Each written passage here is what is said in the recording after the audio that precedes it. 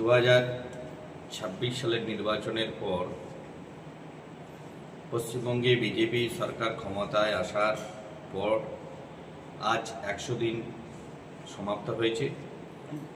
পশ্চিমবঙ্গ সরকারের যে সংকল্প ছিল এবং 100 দিনের যে সাফল্য, সেই সাফল্যের নিরিখে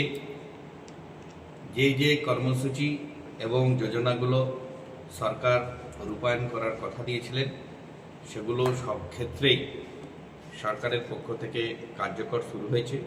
সেই জন্য আমরা সম্মানীয় মুখ্যমন্ত্রীকে ধন্যবাদ জানাচ্ছি পশ্চিমবঙ্গ রাজ্যবাসীকে।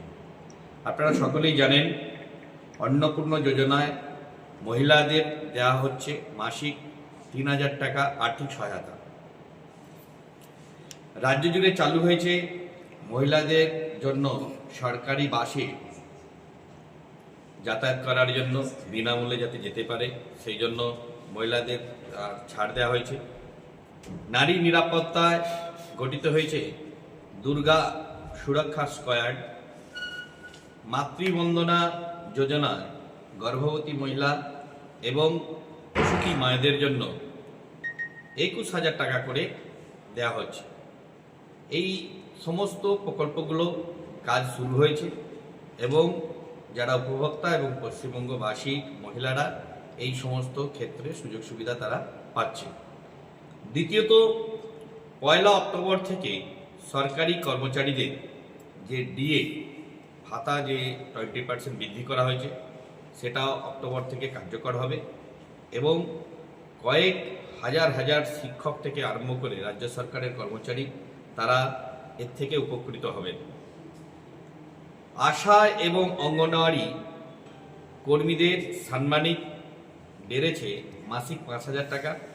ওনাদের যে বেতন ছিল তার সাথে আরও 5,000 টাকা তাতে যুক্ত করা হয়েছে এবং মিড ডে মিলের কর্মী, তার সাথে সাথে রাঁধুনি এবং কর্মী যারা আছে তাদেরও সাম্মানিক বাড়ানো হয়েছে, 1,000 টাকা করে বাড়ানো হয়েছে।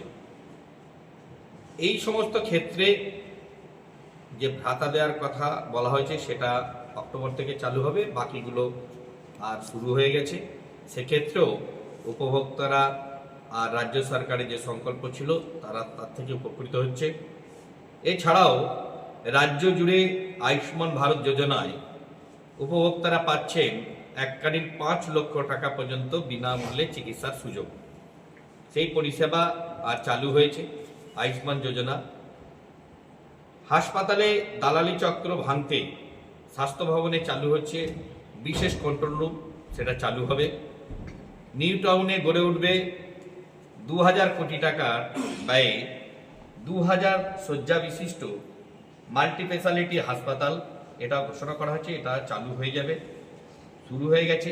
এর পাশাপাশি হাসপাতালে রোগীর দৈনন্দিন খাবারের যে মাথাপিছু বরাদ্দ ছিল 54.64 টাকা, তার থেকে সেটা বাড়িয়ে 110 টাকা করা হয়েছে, সেটাও কার্যকরী হয়েছে।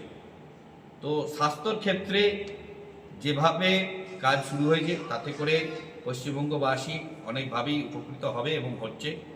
সমগ্র রাজ্য জুড়ে আয়ুষ্মান প্রকল্পের কার্ড মানুষ করাচ্ছে, তার সাথে সাথে যে প্রকল্পগুলোর কথা আমি বললাম সেগুলোর জমি দেখা থেকে শুরু করে ল্যান্ড অ্যাকোয়ার করা থেকে শুরু করে সেই কাজও শুরু হয়ে গেছে। রাজ্যে বিনিয়োগ করেছে অনেক কোম্পানি। এর আগে আপনারা জানেন বিগত দিনের সরকার রাজ্যে বিনিয়োগে কোনো শিল্পপতি বিনিয়োগ করতেই চাইছিল না, কিন্তু সরকার আসার পরে অনেক ছোট বড় যারা উদ্যোগপতি আছে তারা এসেছেন, তারা বিনিয়োগ করবেন। সেই রকম রাজ্যে বিনিয়োগ শুরু করেছে শ্যাম স্টিল, আমুল, লাক্সকোজি, আইটিসি, জেএসডব্লিউ, ইনফ্রা, তার সাথে এল&টি। এই ধরনের একাধিক সংস্থা রাজ্যে শিল্প কারখানা গড়ে তোলার জন্য চুক্তিবদ্ধ হয়েছে এবং অলরেডি তার কাজ শুরু হয়ে গেছে। শুধুমাত্র ব্যারাকপুরের শিল্প তালুকেই বন্ধ হয়ে থাকা অনেক জুট মিল বন্ধ হয়ে গেছিল, তার মধ্যে 20টি জুট মিল আর খোলা হয়েছে। জলপাইগুড়িতে গড়ে উঠবে নতুন বিশ্ববিদ্যালয়।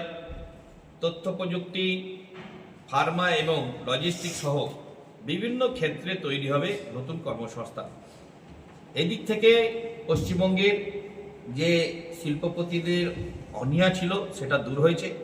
ওনারা ল্যান্ড খুঁজছেন এবং কেন্দ্রীয় সরকার সর্বতভাবে সাহায্য করবে। এই রাজ্যে আরও বিনিয়োগ ঘটবে, অনেক শিল্পপতিরা তাদের শিল্প কারখানা প্রতিষ্ঠা করতে পারবে। বিশ্বাস শুধু একটা শব্দ নয়, এটা একটা পরিবারের নিশ্চিন্ততার নাম। আপনার দুশ্চিন্তা আমাদের চিন্তার কারণ, তাই ভরসা রাখুন সম্মুক্তা হেলথ কেয়ারে। এবার আরামবাগে 24 ঘন্টা অত্যাধুনিক কার্ডিয়াক ক্যাথ ল্যাব, অভিজ্ঞ কার্ডিওলজিস্টের তত্ত্বাবধানে এনজিওগ্রাফি ও এনজিওপ্লাস্টি ও পেসমেকার এবং অন্যান্য হার্টের অপারেশন এখন আপনার শহরে।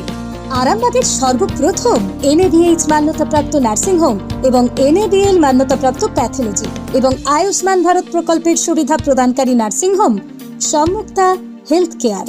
বিগত 11 বছর ধরে আপনাদের বিশ্বাসের সঙ্গী। ঠিকানা বসন্তপুর মোড়।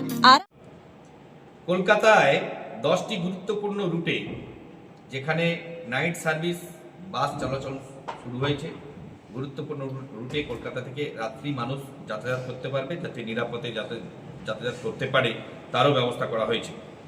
জট কেটেছে কলকাতার থমকে থাকা বিভিন্ন মেট্রো প্রকল্পের কাজ যেগুলো ছিল, সেগুলো সব জটগুলো কেটে গেছে।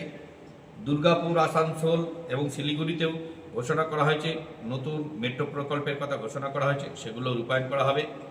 এছাড়াও জেলায় জেলায় যেমন বাস বাড়ানো হয়েছে, তার সাথে সাথে রুটের সংখ্যাও বাড়ানো হয়েছে এবং এই সমস্ত পরিবহন সংক্রান্ত যে সমস্ত যোজনাগুলো আছে সেগুলোও যাতে রূপায়িত হয় এবং উপভোক্তারা যাতে, পশ্চিমবঙ্গের মানুষ যাতে এগুলোর পরিষেবা পায় সেদিকে আমরা দৃষ্টি দেবো। তো 100 দিনের নিরিখে এখনো পর্যন্ত এই ধরনের যে কাজগুলো আছে সেগুলো সবকটাই আমরা শুরু করতে পেরেছি।